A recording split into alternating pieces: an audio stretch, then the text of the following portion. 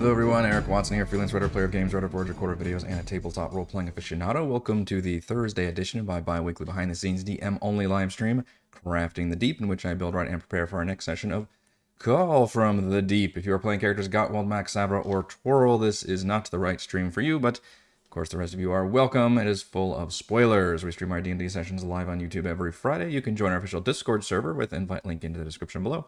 If you'd like to support the channel, please check out patreon.com/RogueWatson. For our campaign, we use Roll20.net. For streaming, I use OBS Studio. I hope everybody in the US voted this week. I meant to do a big thing on Monday, reminding everybody about election day on Tuesday, or a lot of places have early voting. I went out and did my civic duty, and it wasn't an exciting one either here in Texas. It was just a bunch of propositions, but I mean, that like in local elections, man, it means a lot, right? It's probably the more important things. Everybody gets so excited about the big ones, the presidential elections, the your federal senators, but it's your local folks that actually end up affecting your immediate life more often than not. So I'm not going to go off on a huge rant, but and especially it's kind of pointless to do this like the day after or the 2 days after. But it is something to always keep in mind, because here in the U.S. We do not have compulsory voting, nor do we even have a freaking like holiday for voting. It's sad that it is just not something that people really think about. I think, as a true capitalist and as, you know, the richest country in the world, that we should fucking pay people to vote. How about that? Because compulsory voting, you punish people for not voting. I think maybe we should reward people for voting. This is like the dog training mentality, right? You don't punish the dog for messing up. Instead, you reward them for doing good. Same for people training, I suppose. Also, let's just pay people like 10 or 20 bucks, and then you'll see what those numbers are like. Just pure voting. And see, I'm not even advocating for any particular, party or proposals. I'm just saying, get out the vote. Late but made it. Yes, thumbs up. Thumbs up to that. Finding my polling place was a pain. I know it. It's just the pain for me. Now I have to go off on a rant. Was that the propositions? Like, I went and did a bunch of research the night before and the day of, really, and I'm so glad I did. But even then, finding research is not very easy to do, and when you go, they're like, no phone, it's like a security fucking system, right? It's like no phones, you got to put all your shit away. Like, you can't talk to each other. It's like, man, you make this like the worst experience possible. And then they hand you like a little printout paper and they're like, I'm going to need this back. Like, come on, man. Like, not only you're already making voting a pain in the ass, but like when you get there, you don't even like feel, I don't know, it's dumb. Like, at least they have those stupid stickers, I guess. I was like, come on. So I'm glad I did my research before, because when you go to the terminal and it just says the proposition in its very legalese, statement, there's no information or context about that. So like, fuck you if you haven't done the research. And again, they don't allow phones or anything. It's just, yeah, it's like everything is done to discourage and make you as, uninformed and possible. And that's a bummer. Like, no matter what your preferences are and proclivities and positions, I think people should try to be informed and just care a little bit, and about your local stuff. I think that's where it starts. All right, that's my civic rant. All right, we are talking about Gunderland. We're in Call from the Deep Chapter 1, and I talked about this on Monday's stream as well. We're basically having to prep two areas, which is the Nautiloid crash site and the Bronzo mine. And some things are going to have to be changed from the original, because originally in the adventure, they just get the quest already from Neverwinter to go to Gunderland and investigate, basically follow up on a quest that the king sent out. As like, hey, we've got this weird crash ship. We need folks to come in and investigate it. I need like you federal agents as the Lord's Alliance to come in and check it out, which is pretty weird. Like, you'd think this, island nation would like be like, no, fuck off, we can handle our own. But it's like the opposite in this plot line. It's like, yes, please, we need help. Come help us. I guess it's kind of more of an international problem at this point, where it's, and I'm gonna make it more of a big deal too, because I'm gonna say like, well, the entire town of Fiskerbach has been taken out then, if that's the case. So it's going to be a little more dangerous and extreme. But Gunbarg will be a normal town that they'll be able to stop in. But the players have only recently, from the end of salvage operation, actually learned kind of what's going on here, which is they learned about a ship. They learned that this ship was basically sent to get help from the Lord's Alliance to have people come back and investigate this crashed ship that's on the island. Also, they rescued the people from the end of salvage operation, but we have not talked to them yet. So that's going to be an important context because, again, as written, the players are invited to go to Gunderland. So that's part of like the opening cutscene and everything is like they're just, kind of montaged and told to come, to the main whatever Stonerise Keep and said like, whereas in my case, they don't know anything, right? They weren't formally invited. They don't,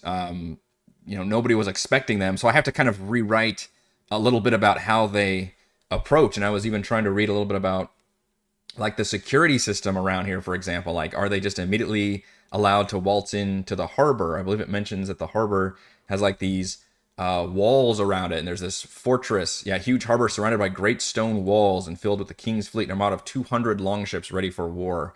This is a major city, by the way. I went to like the D&D wiki. I don't know, Forgotten Realms wiki. I don't know how accurate that is, but I think it said it's over like 10,000 people. So this is a major port. I'm almost picturing like it's like a major hub for the Sword Coast, because I mean, look, if you look at just this whole surrounding area, there's nothing, right? So I think if you're just out at sea, then this would be like your major stopping point. This would be like, I don't know, the Atlanta or the DFW of the Sword Coast region. Like, people just stop in and have layovers here all the time. So it would be a pretty big, city for that reason. They would get a lot of people, but I also feel like they would probably have, decent security, and maybe they would even have better security because of what's been going on lately. So that's kind of the stuff I'm thinking about. I don't want to necessarily spend too much time in Gunbarg. And while there is, notes about things that are here, there's not like, big side quests or it's not like a Phandalin situation where there's things spinning off of here, because this is really kind of an adventure where the players are going around, to different areas, throughout the sea area and the Sword Coast, rather than having it all come out of like one zone.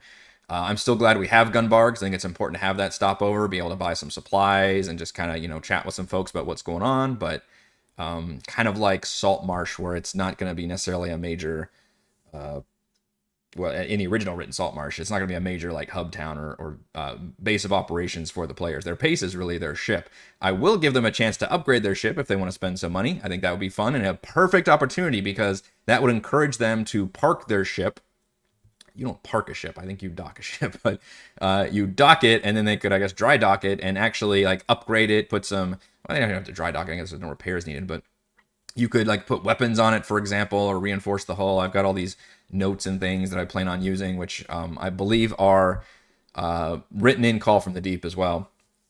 So that would be fun, because it takes a couple days just to get over to Fiskerbach, where they'll be able to go to those other sites, and then presumably a couple days to get back. So they would probably be like, probably a week overall, if they leave their ship here, to be able to get some cool upgrades, which would be a great time to do that. The tricky thing is, of course, trying to figure out the price of that stuff. In fact, I'll go ahead and go over that. I don't have that document open, so give me a second to find it. But we can go over my ideas for the upgrade system. That was something I remember I talked to Raymond about, and he said that was kind of interesting. I remember Chris mocked it, however, so we'll see how the players feel about it. It's tricky to get the players to spend money and what they care about. I feel like my players, we all come from a video game background, and so for us, money is just, well, how can I improve my character? How can I spend this to improve my character? D&D doesn't really have a very formal like crafting system.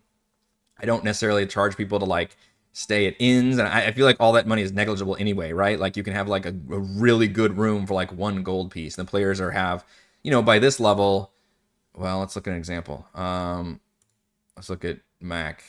Mac currently has 131 gold pieces. So like already you almost don't even need to track like staying at hotels or anything. It's just not even a thing. So what you can do is spend money on, magic items and potions, and that's the kind of shit like, again, you're picturing a video game where you're going and you're like, all right, what equipment can I purchase for my character? What consumables can I purchase for my character? And that is entirely controlled by the DM, because it's up to me on what the players can purchase. I think Gunbark is a big enough city where they would be able to purchase, for example, some potions. And one of the things they could purchase would be potions of water breathing. And I even plan on having, in fact, it's mentioned here they can go on a little side quest to do the potion of water breathing. I'm actually going to eliminate that because I don't think it's very interesting and kind of, I don't know. There's plenty of stuff to go here. I just don't. It's a sea. There's a sea hag situation. There's a cave. I don't know. There's really not much going on in the cave either. It's just kind of one complex trap they have to deal with. But the whole thing is just doesn't really interest me as a side quest so much. So I'm probably just going to offer them potions of water breathing. Maybe it's some kind of like buy one get one half off deal or something, just to be like, hey, this is, because normally I think an uncommon potion is over 100 gold pieces, and I know that players. And especially for me, I know if I'm looking at prices, I'm going, okay, how much can I buy a magic item for? How much can I buy a consumable for that's only going to help me, for that one time? But a potion of water breathing could come in very handy in this campaign for sure. And it lasts, an hour or something. So it'll be interesting to see where I should set those prices, if the players can work, on charisma checks or something. I think an uncommon potion, probably 150 gold, because a common potion, which is just the potion of healing, is 50 gold.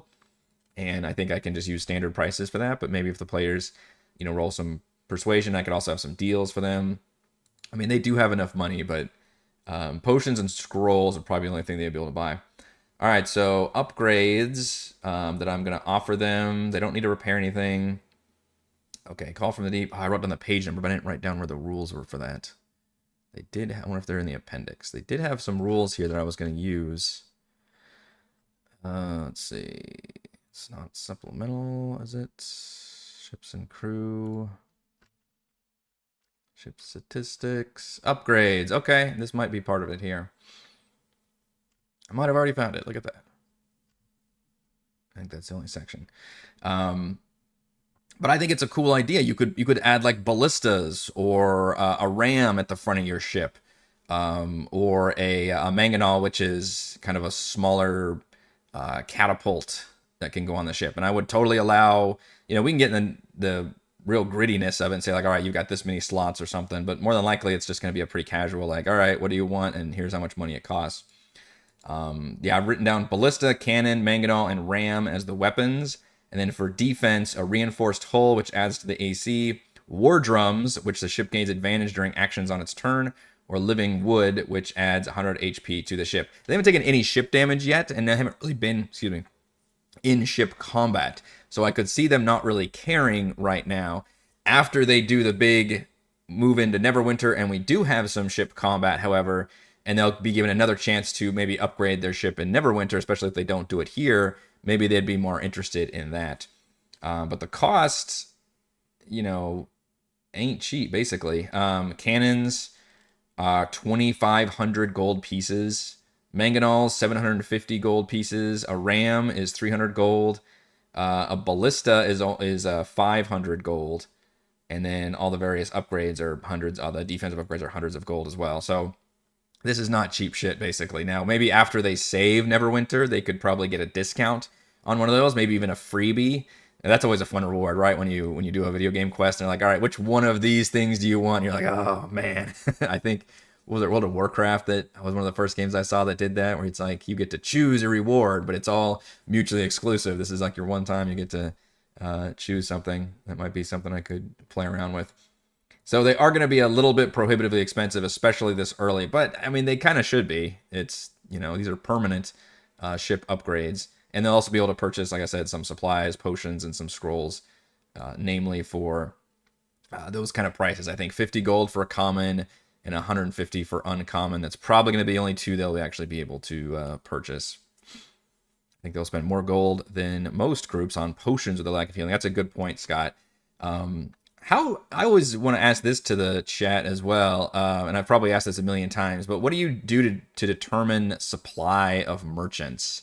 Probably a case-by-case basis, like how big is the town and everything, but like, is there a table, that you roll on? I usually come up with some bullshit number like, all right, you can purchase up to whatever 2d4 plus 2, which I think is actually a potion of healing at this one town. mainly to stop the players from literally spending all their money on potions, in higher levels, because they have that opportunity. Here, probably not a big deal because they only have so much money to actually purchase potions. But yes, I could see potions of healing being very, very helpful, especially because you can use that to revive people, which they do not have those opportunities. So we've got an opportunity to upgrade, we've got an opportunity to purchase things. We'll obviously level up next session.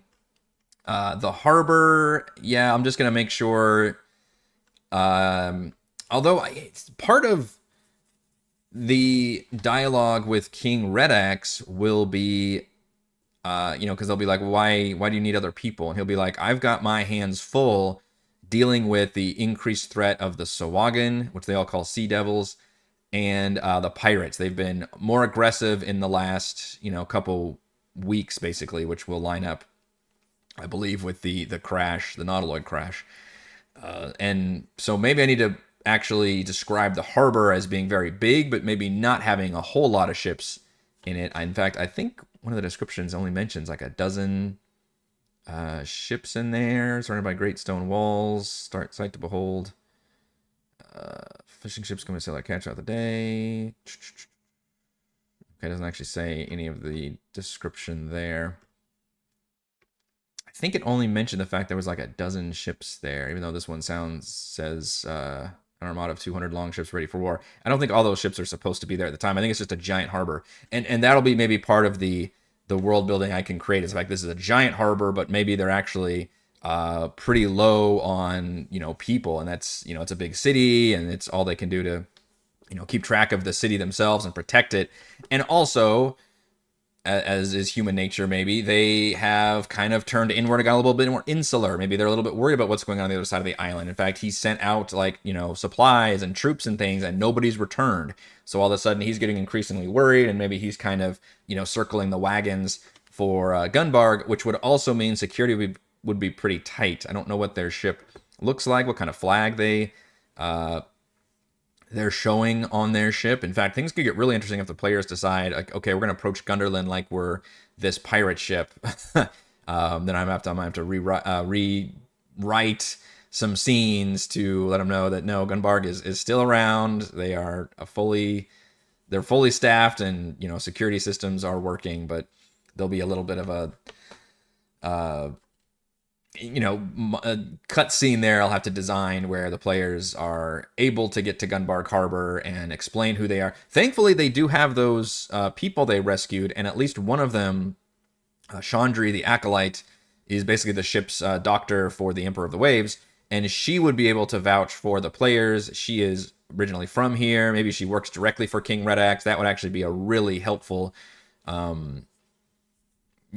in for the players. The merchant, would kind of be a third party, and he'd be just a big asshole. He wouldn't be super helpful there, although he does know Gunbarg. And then Byrne, the young man, is actually from Fiskerbach, and his mind is like completely broken, and would not be particularly helpful. But it would be fun if I could get Byrne to go with them to Fiskerbach.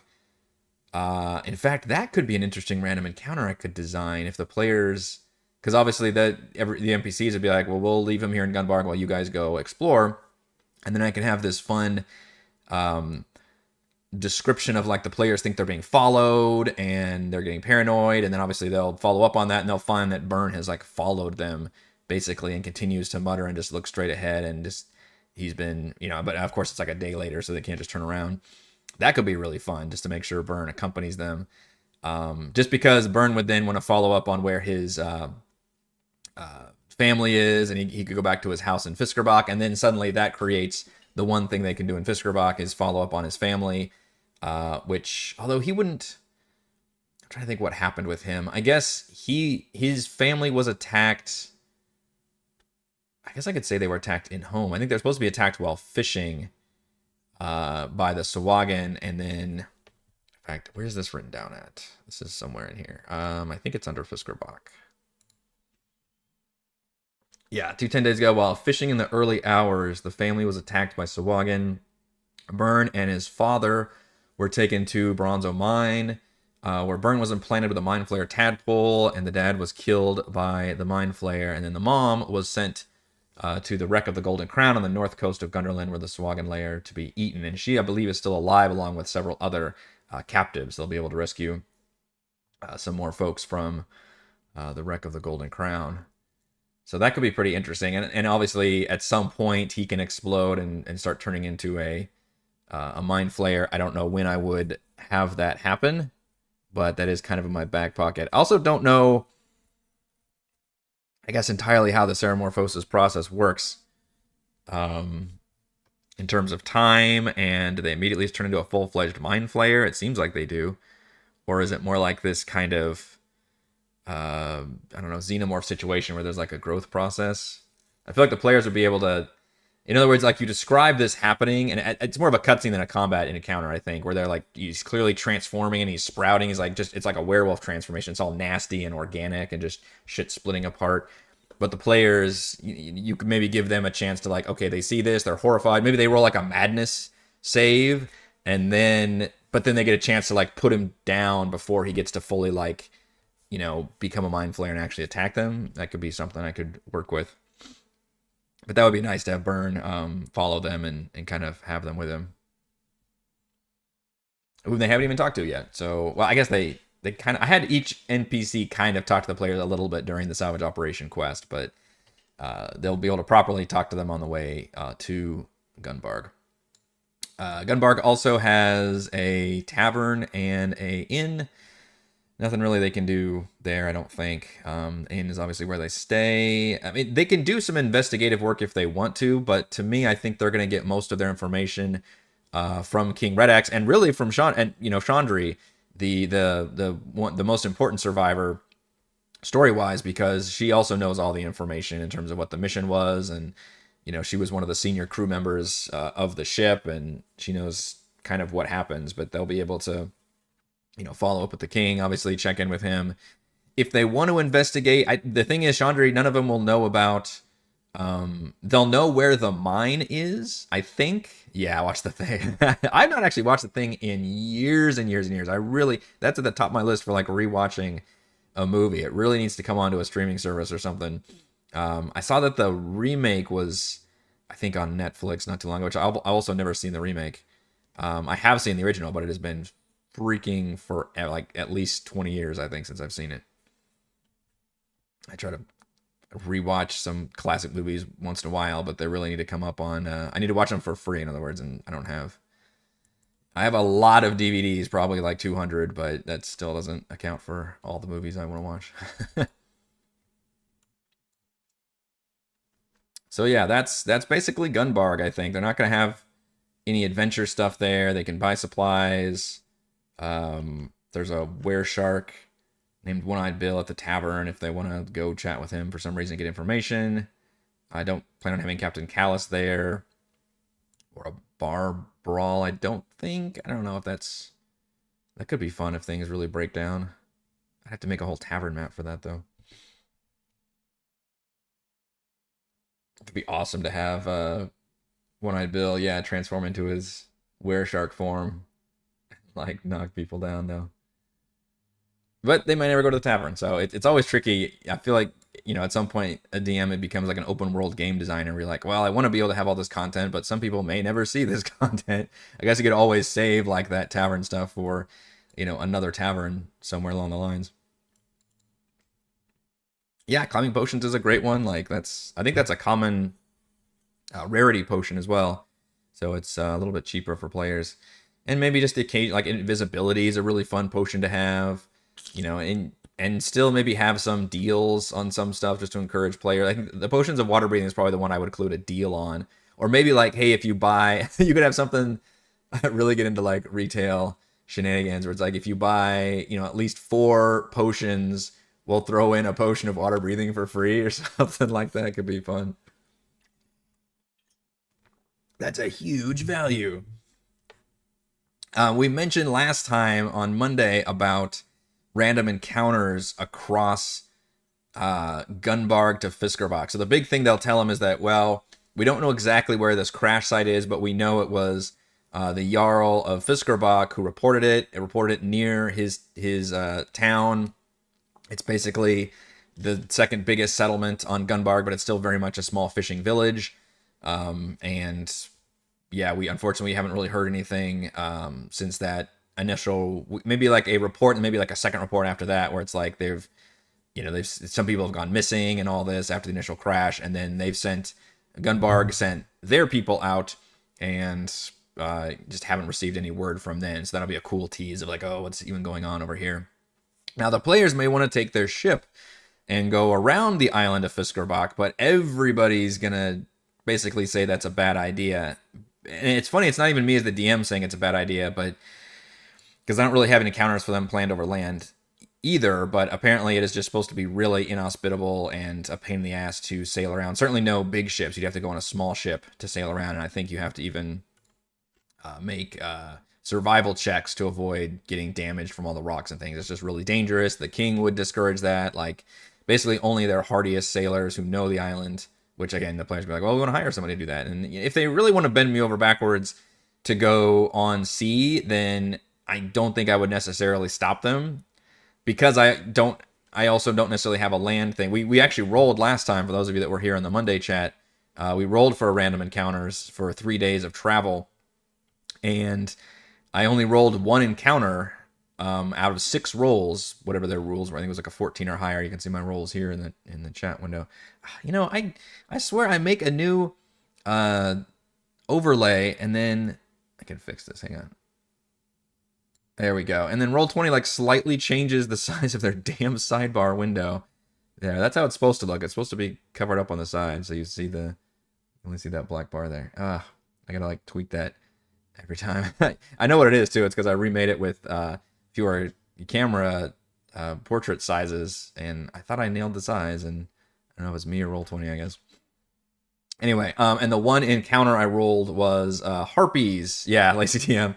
Harpies in the mountains. So that is something we could roll with, and especially if I'm not going to have combat at Fiskerbach, which I'm not, and neither of the 2 locations that they need to go to, 3, but the first 2 are actually very combat heavy. They're pretty small, and they're mostly investigation, exploration.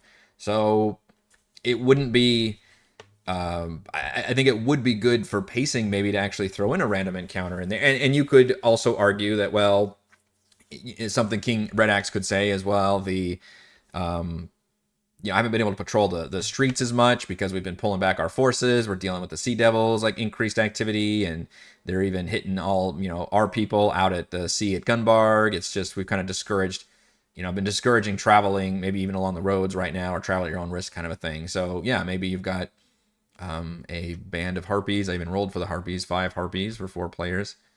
Could be a pain in the butt. Now it's a mountain trail.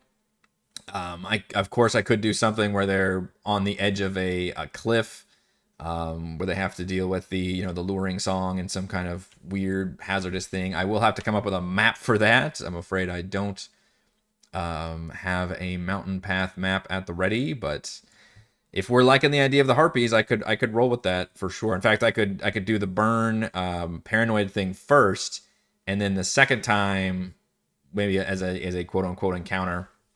And then the second encounter would actually be a harpy battle. So, yeah, I could be talked into that.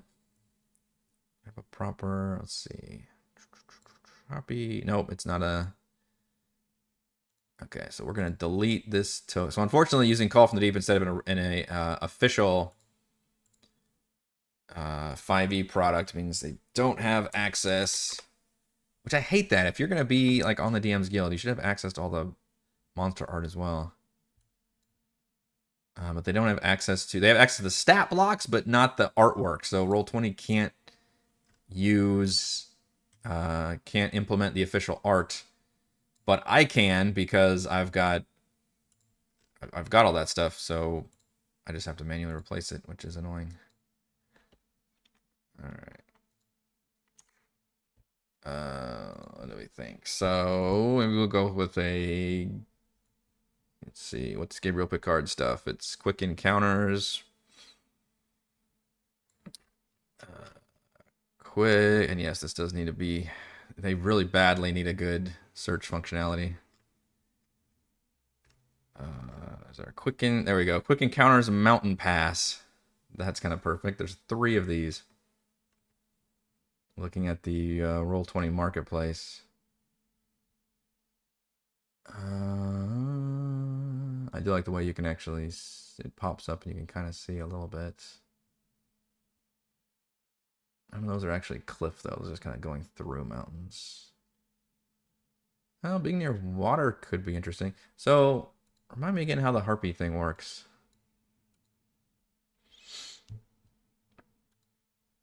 Harpy sings a magical melody. Every humanoid and giant within 300 feet can hear the song. Let's succeed in a DC 11 Wisdom save or be charmed till the song ends. Harpy must take a bonus action on subsequent turns to continue singing, which it doesn't do anything else with its bonus action, so that really doesn't matter. I guess the only way it matters is if you slow the harpy or something, where it can only do like one or both. While the song ends, the harpy is incapacitated. While charmed by the harpy, which is considered a charm, so some people may be advantage on that. I don't think any of these players do.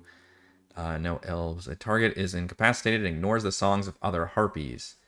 The charm target is more than 5 feet away. The target must move on its turn toward the harpy by the most direct route. And incapacitated means you can't do shit on your turn either. It doesn't avoid opportunity attacks, which there's not going to be any other creatures around other than harpies. But before moving into damaging terrain such as lava or a pit, and whenever it takes damage from a source other than the harpy, the target can repeat the saving throw. Okay, so it won't necessarily not avoid the damaging terrain, but it can repeat the save before.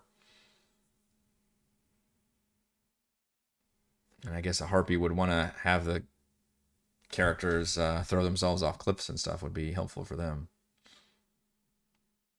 Fun character, very low AC, very good hit points though, and kind of surprisingly powerful offensively with its multi-attack. But the song does take up an action, so that's the thing. If they get off like a surprise round, obviously they can sing first, although they're not particularly stealthy. But 300 feet means you can hear that song first. And that's probably the best way to open the fight, right? Like, what fight would you roll for initiative with the harpies right there and then have them sing? Now, you can stagger it where some can sing and some can attack. The bad thing is, even though they have fly, they don't have fly by. So once they're in melee, they're kind of locked into melee unless they take a disengage action. But then they have no ranged attacks. So, yeah, I feel like the whole singing is basically what they do. So water would not necessarily trigger anything, but would put them in water for the purposes of like difficult terrain and stuff, I guess. But it'd be more helpful if they can walk them off a cliff. And none of these are actually cliffs. These are mountain. I guess a pass isn't a cliff. Trying to look at some of these map options. Some have water and some do not. Ooh, that's a better cliff. Right there, ridges and valleys.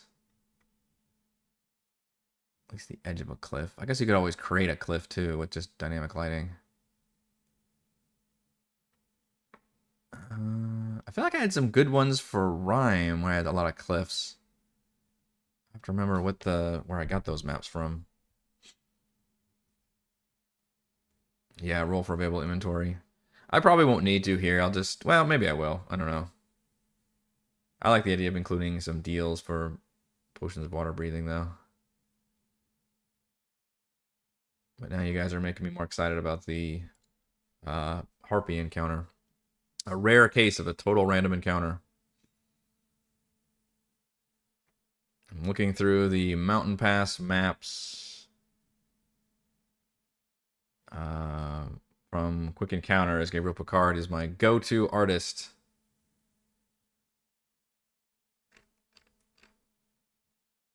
Don't know if I'm going to use any of these, though.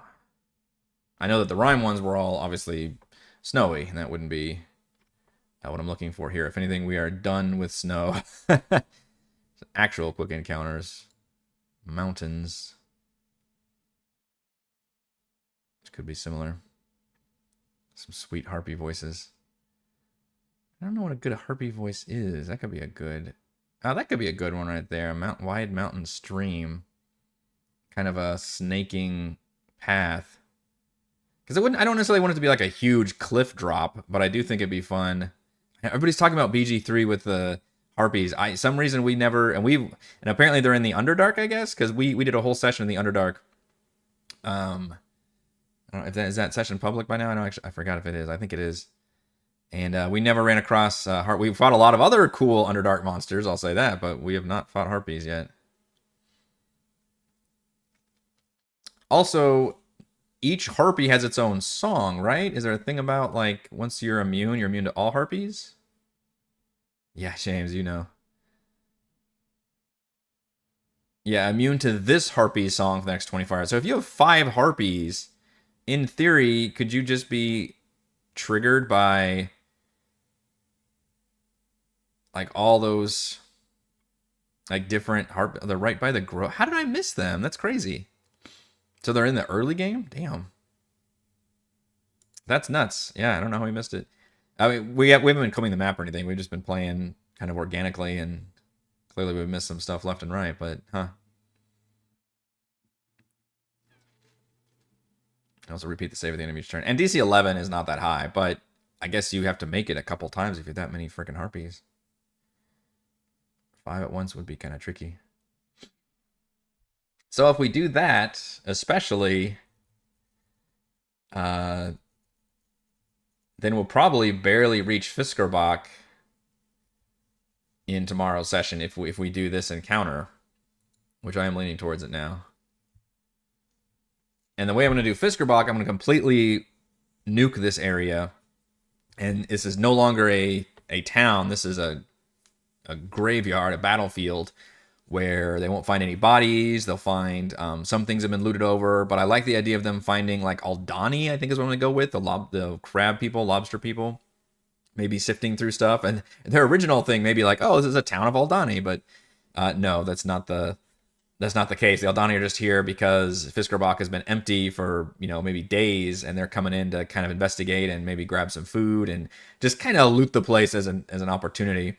And perhaps the players have a chance to chat with them a little bit about some information. Otherwise, they can follow tracks that lead to the locations. The Nautiloid crash would definitely be tracks, and there should be tracks to and from Bronzo Mine as well. So once they get to Fiskerbach, without whatever means they use, hopefully they'll go on land. The problem is we could design this whole harpy location, and they bend me over backwards about going on the sea, and then I don't have a sea location. Instead, it's going to be like a hazardous thing. I'll have to roll these at the start of each day, DC 12 survival checks to avoid hitting rocks, and they could all take damage, and all that happens. And I could definitely say that none of fishers refuse to take them, so they'll have to take their own boat, but all that kind of stuff. That'd also be harder to introduce Burn to follow them, unfortunately. So that would really just kind of screw up a lot of my plans if they did that, but that's what players do, unfortunately. I think we already looked at the crash site map, the Nautiloid crash site, which features locked doors that is fairly tricky for them to get in, although I believe they can just break them down. Look under crash site. Let's see, C3 has poisonous gas, wreckage they can investigate. Let's talk about the doors. Wait, where does it talk about the door? Corpses, tentacles, ruined room, wreckage, tadpole chamber. I guess it's just right here. Mounted at both sides of the door of the chamber are plates of burnished metal. Mind flayers use those to read Qualith.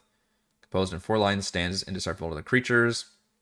A non-illithid wants to understand a Qualith inscription, make a DC 18 intelligence check to interpret the inscription, which I guess is how you open it also. A failed attempt results in a crushing headache, which is short-term madness. Short-term madness doesn't mean anything if you're not in combat. It lasts for minutes. I mean, I guess it's thematically interesting where somebody can fall unconscious or do something weird, have some hallucinations, but technically, mechanically, short-term madness doesn't really mean anything if you're in exploration mode, which is why it's a weird. It's used outside of combat. I find that odd. But D&D also doesn't have a good mental debuff. I guess you could give them the equivalent of the poisoned condition is usually the best one that could last a while. But say like, oh, you just have, you're. I feel like there should be another one that's more thematic to the fact that you're like debuffed for a length of time. That would actually matter versus short-term madness, which is only for minutes. I guess you could make the madness last for an hour, which would be more like a long-term madness at that point. Although long-term madness can be hours and hours and hours, which is a little bit more extreme. Creatures without tentacles and knowledge must deal with a lock by more conventional means, such as a knock spell, or you can make a DC 18 athletics check. That's going to be what they're going to try to do. They've got a dude built specifically for strength. And I can mention the fact the door is badly damaged. Otherwise, they can make it in, but it's only a small creature can actually make it in here. And I think the only methods they have... Well, his Drake might be small. It is small. Okay, so they've got Max Drake, and Toril is small. I know that they mentioned that. The fact that he could be medium or small as a Kenku, and he chose small.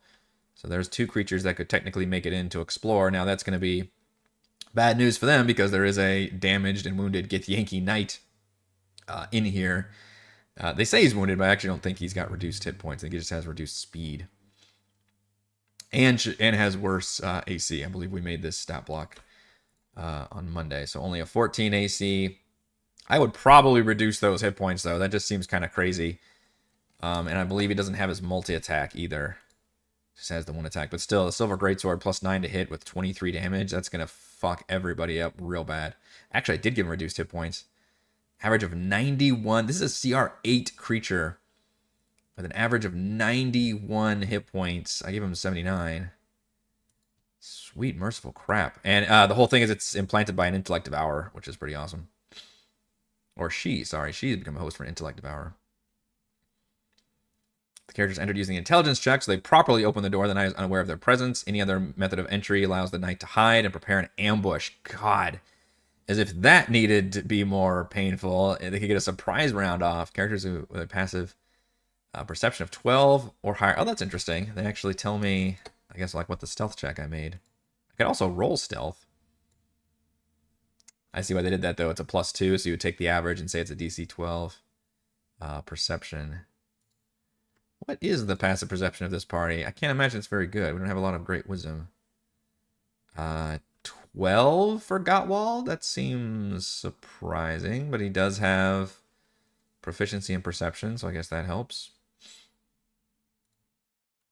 So Gottwald's actually more perceptive than I thought. 13 for the Ranger, that kind of makes sense. Also perceptive. All right, I take it back. 13 for the Wizard. See, my party knows they all have proficiency in perception. All right, so actually this is... Now, granted, what we don't have are the big monster, like 18 or 19 perceptions. Toril's the only one with only an 11. So nobody higher than a 13, but we do have a couple 12s and a 13, I guess. Yeah, I love this as a kind of... the nice thing is, this is not a big dungeon crawl, right? This is like kind of one single, enemy that comes at them. I do love it when it finally dies, like this Intellect Devourer pops out. You could maybe even say that its head is removed. I don't think... I know Baldur's Gate literally shows the Intellect Devourer in there, but I think normally they're more like the Yerks from what's the series? And Animorphs. Would they like slide through the ear or something? I know that doesn't make any sense for this creature, but did they literally like, I don't know, jump in your head and like take over your brain? It seems weird. But also they wouldn't be able to slide through the ear. That's the kind of what the tadpoles do. On to Fathom Architecture. Another short-term madness, which probably doesn't matter unless a fight is going to break out. Every game I have some PC with 20 passive. I know. Well, look at our patron game. Shout out to Dory, whose character Io has, I think, 20 plus passive perception. She's just super built for that. I also think I've had in previous games where characters, at least one character has had just monster perception and has been able to spot anything. But that's kind of like what they do also, is they're just like hyper aware of stuff, and that's just what they're built for. This is a unique setup where we have no characters with dark vision, except now we do. Gottwald actually gained a dark vision as one of his 3rd level powers. So that's really different, because you usually have games where it's like you only have like the one person without dark vision.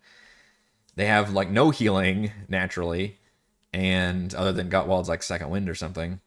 And then yeah, the passive perception is probably the lowest we've had at like 11 to 13. Very, very interesting. They traded all that to have a lot of swimming capabilities, though. That's further crazy. This area was designed originally for third level. Also, they're technically as written. They get to fourth after exploring here. They're going to be fourth coming into this mission, however. So they'll get confirmation of the tracks that lead into the sea. They should be able to hopefully spot the wreck of the Golden Crown from this crash, because that's going to be really the only way they're going to learn about where that dungeon is. I believe that's... Let's see, where is that mentioned? Wreck of the Golden Crown, the tracks. Yeah, but they can follow the tracks, get the location from Jarl Frostgale, which is not going to happen. Or King Olgrave. Technically, yes, I guess people would be aware of where this wreck is, but having them go all the way to Gunbarg and then coming back here is just stupid. Or wait for a group of Swagan to appear and follow them, which I also think that's a weird method. I don't know why the Swagan will be coming back and forth between the crashed ship at this point. So the best thing to do is to have the tracks lead and have it be pretty visible, which I believe it mentions in Wreck of the Golden Crown that the masts are visible from the cliffs, but I could just make it visible from the ship in general. So it'll be pretty obvious about... I'll just highlight it as an obvious thing, and if I'm talking about it, then the player should know, like, okay, well, that's pretty important, and they can, see tracks that lead into there and everything, and they'll realize, oh, we should have bought more potions of water breathing. They're like, yeah, you should have. Because they don't have to make it into this inner chamber here. This is another locked room. They have to fight a swarm of cranium rats, which is actually a pretty impressive little boss fight here. I don't think these are too strong either. Neither of these creatures seem strong when you describe them, or see them, but then all of a sudden when you actually witness them in combat, you're like, oh shit, okay, these things are doing terrible stuff to us.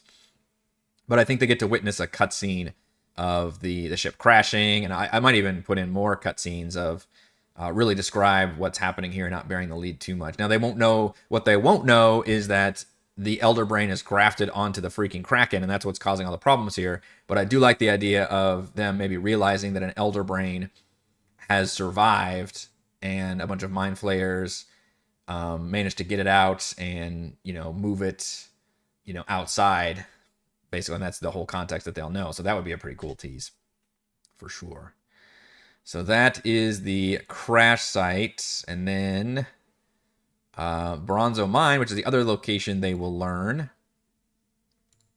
is going to be slightly more active. Did I already get lighting on here?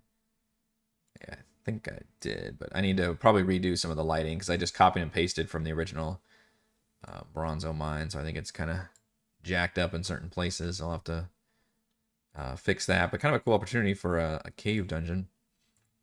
So for this location, I really need to put the numbers on here too. That's going to help me a lot. Where's the original? Let's see. Yeah, can I? Yeah, I can. Okay, let's copy and paste these because that's going to be a lot more helpful for me as a DM. I can take these because I have to fix all the maps in this stupid campaign. There we go. Oh, it locked them on. You don't have to lock them on there, man. It's not necessary. I'm not going to accidentally... I guess I can see why they did that, but I should take advantage of the lock system more often. 7. Wait, there's a C. Okay, I didn't realize that's how they changed it. Whoops, I did paste by accident. Oh no. It's only those 3. Let's go to mine. Okay, so C is there. Unlock this stuff. Stupid. That one's fine. Wait, where was B5?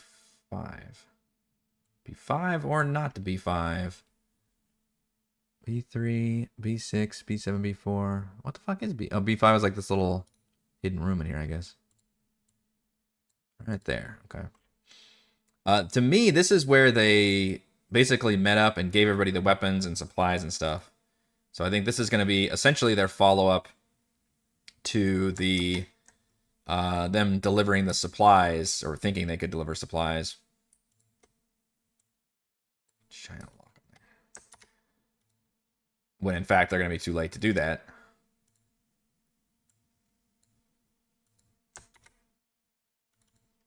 All right, so B2 or not B2. Keep using that joke. Bronzo, C, B8 is actually down here. I kind of like the idea of using the rust monsters. That makes sense. They would be. I need some kind of scavenger creature that would be in here, messing around. Oops. Position B9. A is here, and then B2 is there. Okay, so I think I've caught up. Oh, the elevation would be useful to have on there too. Roll 20, put that in there. They did.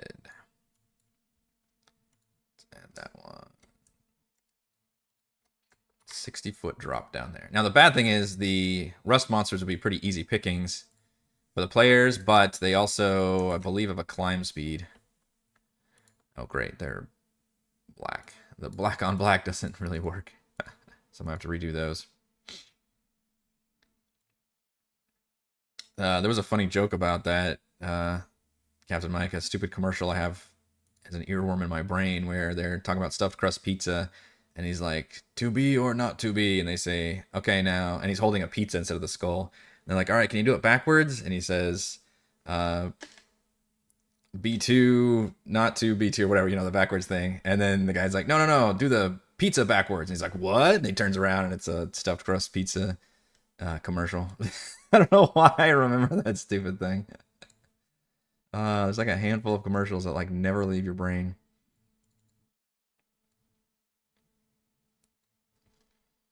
All right, so Bronzo has a fucking Mind Flayer here, which is kind of crazy. He's just like left over from the war prep.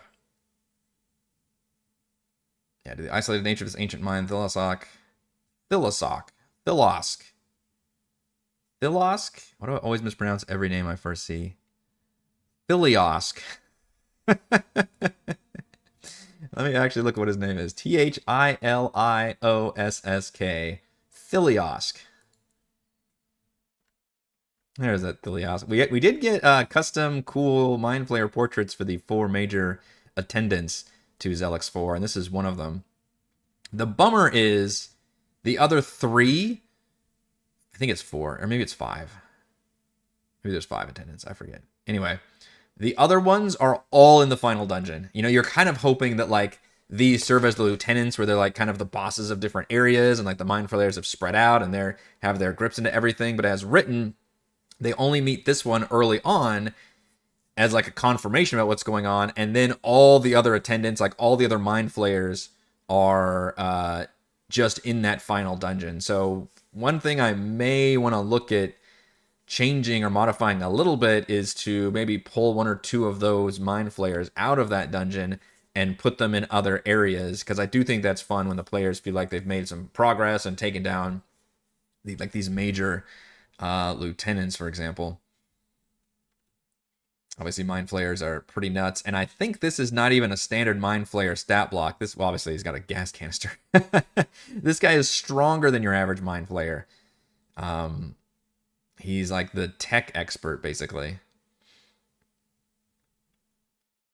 I think a Mind Flayer, I want to say, is like a CR8. And this one, let's see if I was right. Nope, CR7. That was close. But yeah, 15 AC, 71 hit points. This one's got more hit points, more AC. I think it's the same spells. He's got this virulent host. He like gives diseases to people that are near him. And he can just throw fucking like gas grenades that give madness, which is fantastic. But I'm a little worried because obviously just a regular Mind Flayer would be a hell of a boss fight for this player. I mean, I don't think anybody's got good intelligence. Oh, the wizard maybe might have a good intelligence save, but that thing does a lot of damage and stuns you. You can easily lock down an entire party with 1 Mind Flayer. So that gets pretty nuts. Now, the cool thing is the Mind Flayer doesn't necessarily have to fight till the finish here. He can like nuke everybody, take him out, and he might realize like, oh shit, I'm here in this like empty mine without any backup. There's 4 people here. You know, even if I think I've taken a bunch of them out, he might want to do all that and then escape, which could be interesting. And then that would be more of a tease to like, oh shit, we can't really fight mind flayers yet, but we still have to deal with this situation. So there's very much a chance where this guy will not wipe the party, and instead, if he does even down them, he will use, his turns to GTFO instead. Because I am a little worried about that fight. Has Maddening Presence in the mines, where every time you even short or long rest, you have to make a whiz save. Or gain no benefit from the rest, and instead gain a random form of short-term madness. That is horrendous. Oof. Now, again, 4th level. We're not weaklings, but yikes. I don't see them having to take a long rest here, but I guess if they do... Well, if they do the crash site first and they haven't... Yeah, I don't know if they want to do all these things. They're going to have to do a long rest at some point between this location, the crash, and Wreck of the Golden Crown, I would think. And I don't know the order in which they will tackle things, so I'm not sure where that's going to be. Oh, there's a cave-in as a skill challenge. Okay, that's... Wait, is a cave-in at the entrance? How do the others get in and out then? I need to reread this section. That seems weird. I don't necessarily like that because... Okay, you take damage from bludgeoning rocks. That's more interesting, where if you go in and all of a sudden there's like rocks falling on you. Like a rock trap.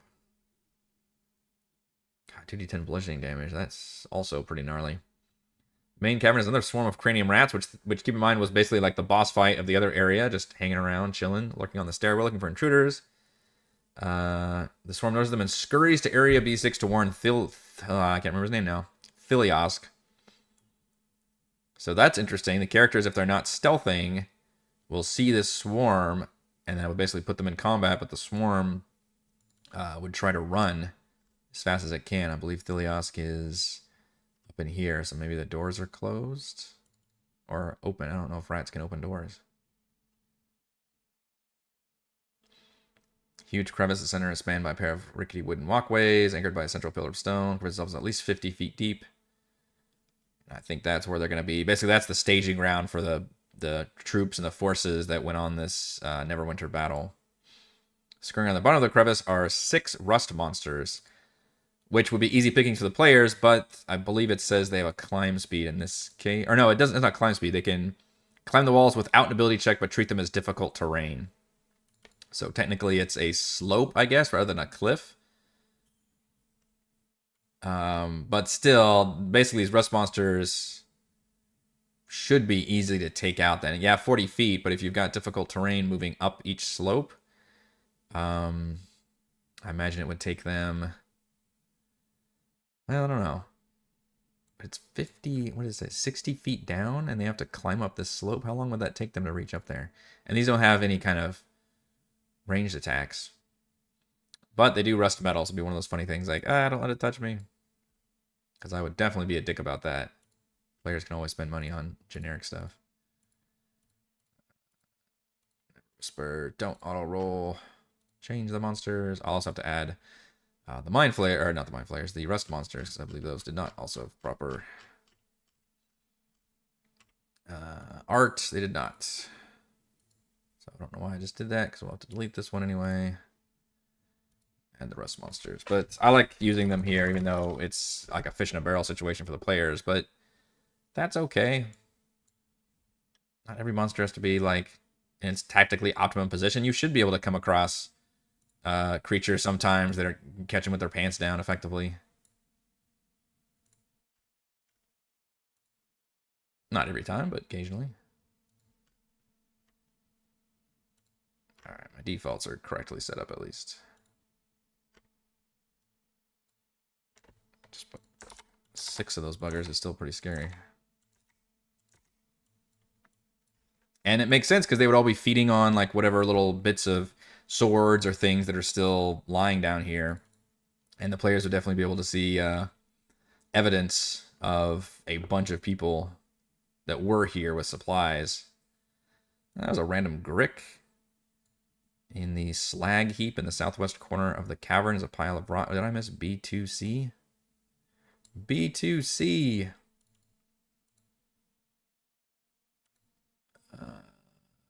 No, I don't think I did. Clearly don't see a B2C on here, but I guess that's where the crick is. It's where the C is. Okay, if the players happen to randomly explore in that direction. There's a random Grick over there. The storeroom, because not stopped storm rats. Oh, that's useful. Having warned this Thiliosk, they're in area B3, so they're in here. So I guess they run this direction. Again, cranium rats are no fucking joke, though. There's CR5. They do 14 damage on a bite, and they have Confusion and Dominate Monster as spells. Also, as a swarm, they've got the damage resistances. Pretty crazy. E4 is a vault, which just has a bunch of monetary loot in there, but that's still useful for the players. Secret Safe, which is a little B5. Has a pressure plate with a guillotine. That's fun. You're just in DC 18. Notice the chest is on a pressure plate. The plate can be disabled. So first you have to find the secret door, right? Panel of stone which slides aside to reveal a safe. Passive perception of 20 or higher. Notice the outline of the panel. Characters open the panel. Successful DC 20 investigation check. Yikes. You would never see this then.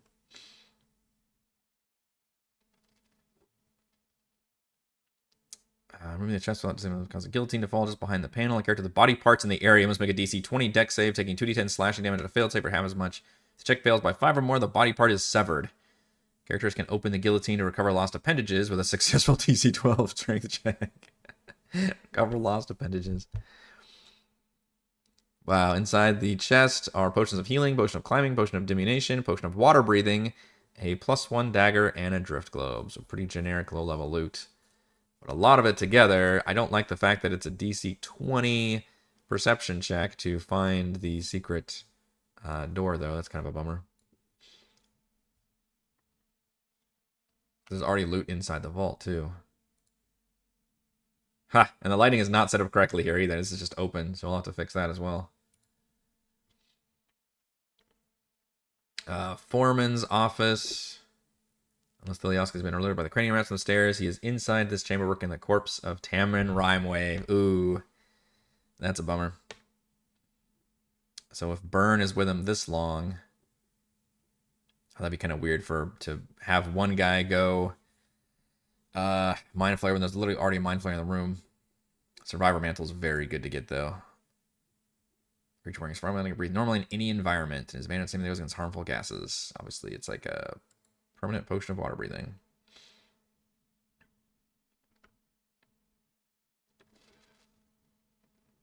Isn't that streamer working? So he's normally in B6 here, along with 2 commoner thralls with flensing claws.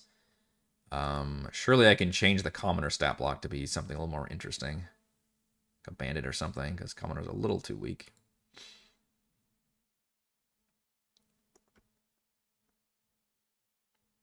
Oh, maybe that's where they normally are then, B7, but they're in B6 if they've been alerted, so they can do as backup there. And then there's a fire elemental in the forge that maybe they can dick with if they want to. And there's information hopefully they can get from Thiliosk, but mainly this is just kind of a follow-up to like, oh shit, they were staging some kind of major war. In fact, I can basically have the same information here, maybe as Wreck of the Golden Crown. The weird thing is if I do that, that means they could technically skip Wreck of the Golden Crown, and I hate for them to do that. But they might... I like the idea of having both of them equal the full information. So Wreck of the Golden Crown, they'll learn that, oh shit, there's an attack planned for Neverwinter. And then here they'll learn that, oh shit, they got like all of these troops with like these extra, you know, augments and, you know, enhancements and powers and weapons. And this is where they basically equipped everybody to deal with this big war. So with those 2 pieces of information, they'll have all the context they need to basically chase after, go back to Gunbarg, and then hurry and chase back across the Sword Coast, get Neverwinter in time for the big fight. Hopefully we can pull that off. But I don't see us making it very far into either of these dungeons. We'll have plenty of time to prep I think both the crash site and Bronzo Mine. I think at the earliest, especially if we do that Harpy location, which I probably will prep just in case, we'll probably just make it through to Fiskerbach, if that, for tomorrow's session, and then we'll have the next week or two to basically prep both the crash site and this mine. So we'll be talking about more of that for next week, but I think that was going to do it. Boy, you got an extra session. I just realized what time it is. An extra sized episode of Crafting the Deep. If you enjoy the content, please check out patreon.com/Rogue Watson. Shouts to Platinum patrons Joe, Will, Thomas, Stan, Brandon, Genocider, David, Eclectic Roleplay Roll, Christopher, Corey, Coa 1337, Big Nut, John F, John L, Scott, Eric, Tyler, Nathan, Camp Crystal, Counselor, Andrew, Daryl the Relder, and Captain Woody 79, Stephanie, Andy, Patrick, Jason C, and Jason T. And gold patrons RPG Papergrams, Pretty Boy, and Yuma, Dead Lizard, Lion, Sam, Libby's Buds, Jerome, Nathan, Fast Like a Tortoise, Scott, Rumpus, Carolyn, Jerry, and Thomas. Thank you all very much for support. I will see you for D&D tomorrow.